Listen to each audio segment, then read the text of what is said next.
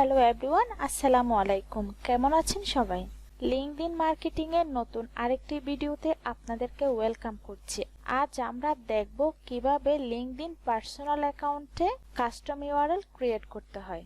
আপনারা যারা এখন এই ভিডিওটি দেখছেন, আপনাদের যদি লিঙ্কডইন অ্যাকাউন্ট না থাকে, লিঙ্কডইন অ্যাকাউন্ট ক্রিয়েশন এবং অপটিমাইজেশনের উপর টিউটোরিয়াল পাবলিশ করা আছে। ভিডিও ডেসক্রিপশনে আমি লিঙ্কটি শেয়ার করে দিব।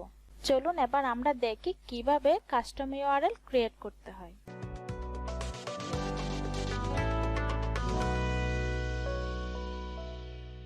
আমি লিঙ্কডইন প্রোফাইলটি লগইন করে রেখেছি। আমরা যে লিঙ্কডইন অ্যাকাউন্টটি ক্রিয়েট করেছি সেটার ইউআরএল হচ্ছে এটা।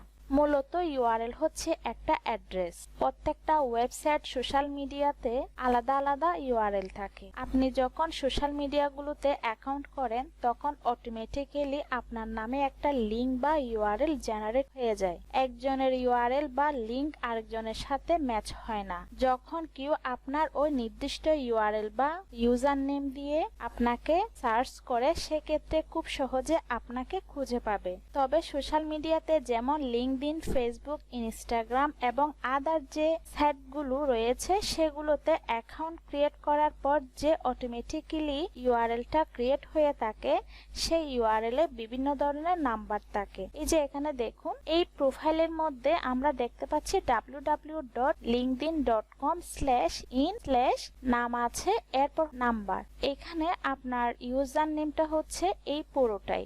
এই নাম্বারগুলো মনে রাখা কিন্তু অনেক কঠিন। আজ আমরা দেখব এই ইউআরএলটাকে কিভাবে কাস্টম ইউআরএল করতে হয়। আপনারা যারা ডেস্কটপ বা মোবাইল ইউজার আছেন তাদের সুবিধার্থে আমি দুইভাবে দেখাবো। এখন চলুন প্রথমে ডেস্কটপ থেকে কিভাবে কাস্টম ইউআরএল ক্রিয়েট করতে হয়। এখানে আপনারা দেখতে পাচ্ছেন edit public profile and URL.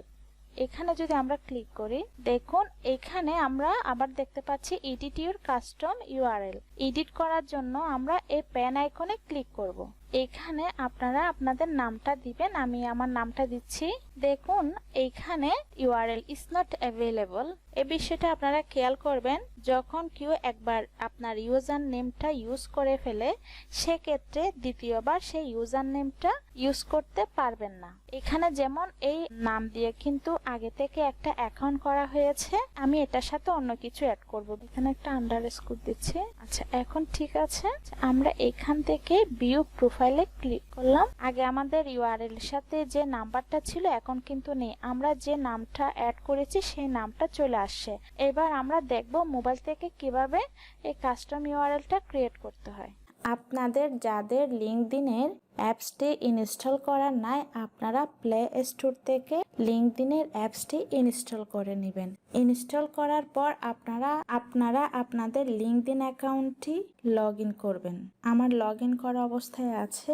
এখন হচ্ছে এই যে উপরে ইমেজ দেখতে পাচ্ছেন, ইমেজে ক্লিক করবেন। ক্লিক করার পর এই যে ভিউ প্রোফাইলে ক্লিক করার পর দেখুন এখানে একটা পেন আইকন দেখতে পাচ্ছেন। পেন আইকনে ক্লিক করবেন। পেন আইকনে ক্লিক করার পর যদি একটু নিচে যান, দেখুন এখানে এডিট কন্টাক্ট ইনফো, এখানে ক্লিক করবেন। ক্লিক করার পর এখানে এই যে প্রোফাইল ইউআরএল, আপনি এখানে প্রোফাইল ইউআরএল এ ক্লিক করবেন। প্রোফাইল ইউআরএল এ ক্লিক করার পর এখানে দেখুন এডিট ইউর কাস্টম ইউআরএল। আপনারা যেভাবে করবেন, এখানে পেন আইকন আছে, পেন আইকনে ক্লিক করবেন। পেন আইকনে ক্লিক করার পর আপনারা আপনাদের নামটা এখানে লিখবেন। লেখার পর সেভ দিবেন। আশা করি আপনারা বুঝতে পেরেছেন।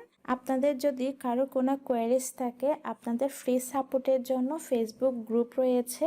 গ্রুপে গিয়ে যদি আপনারা কোয়েশ্চেনগুলো করেন, আমি এবং আমার টিমের যারা রয়েছে আপনাদেরকে হেল্প করার ট্রাই করব।